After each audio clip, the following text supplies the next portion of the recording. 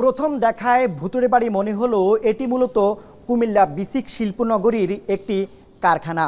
কারখানাটির প্রত্যেকটি ভবনের নিচতলা ডুবে আছে ময়লা আবর্জনাযুক্ত জলাবদ্ধ পানিতে।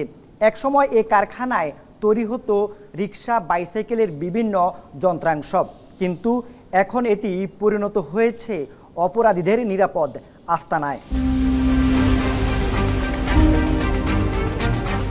এভাবে কুমিল্লা বিসিক শিল্পনগরীর ৯ থেকে ১০টি কারখানা পরিত্যক্ত ভাগাড়ে পরিণত হয়েছে। নগরীর অশোকতলায় প্রায় ৫৫ একর জমিতে গড়ে ওঠা ক্ষুদ্র ও কুটির শিল্প নগরীর বেশিরভাগ অংশ এখন জলাবদ্ধতায় নিমজ্জিত।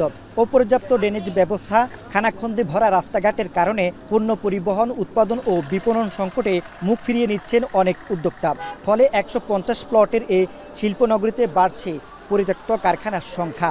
এছাড়া নিরাপত্তা সংকটে শিল্প এলাকাটিতে বাড়ছে চুরি, চাঁদাবাজি ও মাদকসেবীদের দৌরাত্ম্য। ক্ষুদ্র শিল্প এলাকা হিসাবে এখানে যে অপরচুনিটিগুলো থাকার দরকার ছিল সেগুলো আসলে পর্যাপ্ত নাই। রাস্তাঘাট বন্ধ হয়ে গিয়ে রাস্তাতে আড়ু পানি সরে না, উড়াত পানি, গাড়ি আইয়ে না, যায় না, কাস্টমার আসতে পারে না। চুরি, ছিনতাই, চাঁদাবাজির মতো ঘটনা এখনো ঘটতেছে। আমাদের শ্রমিকরা খুব একটা নিরাপত্তা বোধ করতেছে না। ব্যবসায়ী নেতারা বলছেন, জলাবদ্ধতা নিরসন, সড়ক সংস্কার ও অবকাঠামো উন্নয়নে সিটি কর্পোরেশন ও বিসিক কর্তৃপক্ষকে অবহিত করা হলেও সংকট সমাধানে উদ্যোগ নেই। তবে বিসিক কর্তৃপক্ষের দাবি, ড্রেন ও নর্দমা নিয়মিত পরিষ্কার করা হলেও খালের পানি প্রবাহ না থাকায় জলাবদ্ধতা সৃষ্টি হচ্ছে। জলাবদ্ধতা এটা আমাদের দীর্ঘদিনের সমস্যা। আমরা বহুদিন থেকে চেষ্টা করছি এটাকে সমস্যার সমাধান করার জন্য। ইভেন আমরা সিটি কর্পোরেশনের সিএলসি কমিটির মিটিংয়েও উত্থাপন করেছি। আমরা চাচ্ছি এটা অচিরেই সমাধান হোক। কাজের আওতায় টেন্ডার হয়ে গেছে, আমরা আশা করছি এই বছরে এই কাজটি সমাপ্ত হবে।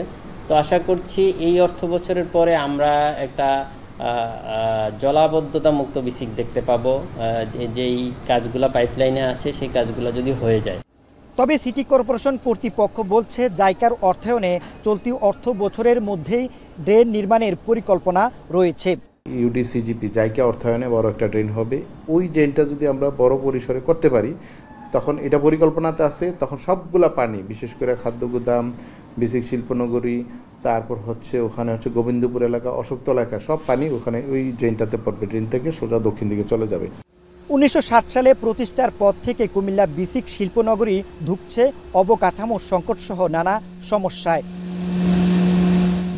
মাসুদ আলম, এখন, কুমিল্লা।